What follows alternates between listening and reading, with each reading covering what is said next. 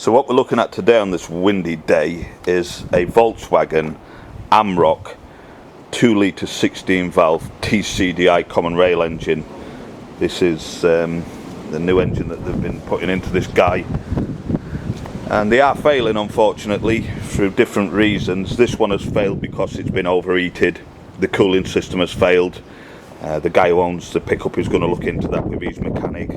They bought it to us and we have stripped it down and we diagnosed it for him, then give him a price which is only fair, and then he said go ahead with the repairs. So what we've done with this engine is we've pressure tested the crank casing, because the crank casing can have a crack in it when they've been hot, and that passed okay. Then we pressure tested the cylinder head, and obviously that's passed okay because it's back on.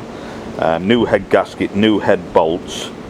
He went for 16 new valves and guides because they wear around about 80,000 miles on these engines. He decided that he wanted new crank bearings in the crank and an oil pump, which is nice, and it's turned out to be this lovely looking engine all ready to fit back in and roll him on down the road. So this is going back to our customer, and I'm sure he'll be happy with it. So I'll speak to you soon.